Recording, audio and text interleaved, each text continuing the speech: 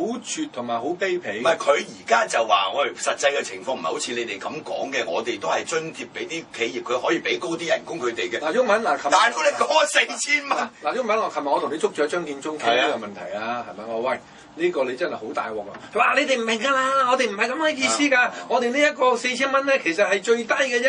嗰啲嘅即係公司咧，其實可以出多過4000蚊嘅。佢都傻嘅都。喂，你都已經 set 咗個 standard 4000蚊，佢哋會唔會出高啲價錢啊？戇居！即係如果你嗰個嘅比例咧，你話喂，我係咧就基本2000蚊，係嘛？你請4000咧，我就出2000。但係如果你出到如果8000、1萬嘅咧，我同你一人一半，咁又唔同喎。係嘛？你話譬如你1萬蚊人工嘅，你一人5000對5000咁，咁啊可能就刺激嗰啲嘅即係啲公司咧，可能就高啲申請你哋，因為政府出一半啊嘛。你唔係啊嘛，你指定係政府出2000蚊啊嘛，大佬。阿張建宗係咪揾咗坐咗喺度器官？唔係，我估佢哋當初完全冇諗到我哋嗰個角度，同埋完全冇諗到嗰個嘅連鎖反應嗰個嚴重性。呢個係完全冇諗啊！體現咗近年咧特區政策嗰啲問題啦。嗱，好多政策出嚟咧，我哋做咗咁多年咧，我哋睇翻90年代啲政策文件同家下好唔同。我哋90年代睇嗰啲即係港英年代嗰啲政務官寫嗰啲政策文件咧，好多時嗰個分析嘅問題咧，好多時係多啲嘅即係角度嘅。有時某啲問題，即係嗰時文件好多英文為主啦，會有啲嘅 social impact 啊，係嘛？即係會分析嘅，對個社會嘅影響係點咧？會有分析嘅。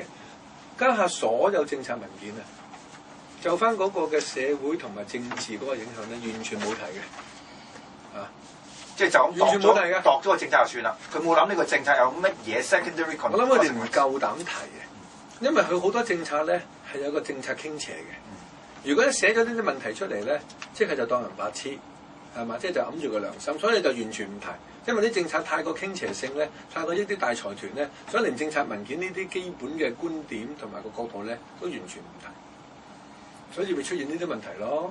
你講個地定政策嘅時候，你啲文件上行政會議又好，上去呢一個嘅立法會又好，好似我同毓民早幾個禮拜否決咗，逼咗政府收回一份簡單嘅工程文件啫嘛，就嗰份文件完全冇提對嗰啲地區居民嘅影響同埋地區居民嘅反對意見啊嘛，呢個就係現時整個政府嘅做事模式。嗰日啊，大個咪就指出呢樣嘢咯，大佬而家唔係話應唔應該起個圖書館嘅問題啊，大佬係嘛？即係你係成個思維有問題，你按照你呢種咁嘅思維落去就好大鑊咯，啱唔啱先？點搞啫？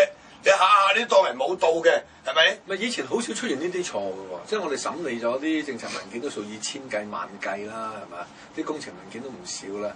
真係啲如果某啲個工程有某啲嘅社群、某啲嘅地區人士，特別一個好受影響嘅人士係反對嘅咧，喺文件好少會即係冇寫呢啲咁嘅即係事實嘅。大家咧就完全冇晒呢啲咁嘅資料。咪即係你可能當年嗰個做法就係因為佢又冇民選啦，係嘛？即係可能即係冇民選嘅時代，佢真係要考慮嗰個政策、嗰個社會嗰個影響啊，各方面啊，仲考慮其他因素啊嘛。咁而家咧就即係起碼都有一半民選議員，咁又有好多事務委員會，咁好多政策制定咧都可能通過呢啲咁嘅事務委員會咧都有傾過下嘅，係嘛？咁佢就覺得已經都有足夠嘅諮詢，係嘛？咁但係問題就係話你制定呢啲政策同埋要推行嘅時候咧，好多時你就只係完全從一個功能性嘅角度出發，係嘛？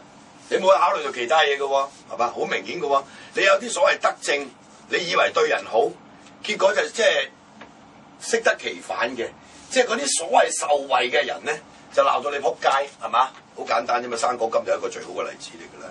你話我加300蚊，咁大家係咪應該感恩戴德咧？唔係。我要入息審查，公道啲，希望嗰啲有需要嘅人先至攞。好啦，咁嗰啲原本攞開700蚊唔使入息審查嗰啲，連個7嚿都冇買。佢又冇諗呢樣喎，係嘛？即係好簡單。你話喂，有啲人話冇理由個政府咁蠢喎，就係咁蠢啦，就係咁蠢啦，係嘛？好簡單嘅道理嚟嘅啫喎，我已經話過俾佢聽㗎咯。仲有外傭稅嗰單仲搞？係又係外傭稅嗰個又係。喂，幾多公務員啊？嗰啲 A.O. 啊，即刻炒咗個外傭啊，大佬！咪即係真唔係即係太過即係能夠理解啊！即係點解一個政府可以一而再再而三？上一次財政預算案已經係派錢派到俾人鬧到趴喺度，呢次又係派錢係嘛？譬如你嗰個嘅學生嗰所謂嗰4000蚊嗰個工資，又係俾人鬧即係鬧到趴喺度。即係個政府點可以錯完再錯？個問題出現一次又一次咁樣出現嘅咧？咪你即係等於講翻個副局長政治助理咪又係嗱？你而家淨係數下佢近呢半年內裏邊啊所犯嗰啲錯誤啊，你就發覺喂，我哋喺議會鬧佢廢柴，即係好啱嘅，啱唔啱？喂，你知幾十萬一個月人工係幾十萬一個月啊哥？你知幾十萬一個月人工，然後交啲咁嘅功課出嚟俾我哋嘅，係嘛？喂，佢係咁嘅料㗎咯喎，毓民，你想點啊？所以嗰啲咩查小欣啊、徐永璇喐我哋叫我哋回水，你老味我6萬幾蚊一個月咋，回咩水啊？係嘛？你仲係喺度睜着眼睛説瞎話，我哋啊掟完招嘈完就出去啦，咁啊知人工。大佬，我哋跟住日日開會，你又唔講，係嘛？喺地區上做嘅嘢多佢哋啲官10倍啦，大佬真係，係嘛？即係好似大嚿咁樣，每一單 case 都係自己親自處理嘅，我都已經唔係，我啊叫啲僆做完，到最後關頭先我就去跟，係嘛？喂，大佬花幾多時間做呢啲嘢？你真係講嘢啱唔啱？所以呢班咁嘅人，我哋攞嚟講，你鬧我哋冇所謂，有啲學問先得。唔係，佢哋有個問題咧，就係見到少少現象咧，就當係真理。佢哋冇一種咁樣嘅即係尋求事實嘅真相，去多啲了解係嘛？去批評嘅人背後好多嘅工作係嘛？佢哋又係講，喂，你商台嗰個老友都係咁嘅，有啲假藍血人，咪一樣係咁係嘛？所以即係呢啲咁嘅，喂，你知唔知嗰次掟完招我俾人鬧咗3日喺商台，但係完全唔俾機會，完全冇俾電話我，叫我喂解釋翻啊點解有啲咩嘢，但係就終於鬧咗3日，就係咁咯。但係而家唔緊要，你而家睇到個形勢嘅，即使啲主流媒體都好啦，即係都仍然可以有啲即係所謂對我哋嗰個做法係咪？唔係太反感嗰啲言。唔係我哋又唔怕，我哋做咗咁多10年係咪？如果你鬧我幾日我就驚嘅咧，就唔會企到今日啦，係咪？所以呢樣嘢對我哋嚟講真係冇乜所謂嘅，即係我哋老實講，知道我哋嗰個選民或者我哋嘅支持者喺邊度。同埋我哋不斷係會開拓一啲新嘅即係空間，係嘛？即係開拓更大嘅空間嘅機會。我而家話俾你聽，你係同我定喎，係嘛？有啲好朋友打電話嚟話：毓民唔好再咁樣落去咯。如果咁樣真係，喂，大佬，如果俾人開除好難搞喎。又或者即係你要諗下下屆選舉嘅時候，可能會流失好多選票。我話真係你同我定，係咪？我又從來冇去諗呢樣嘢喎，有。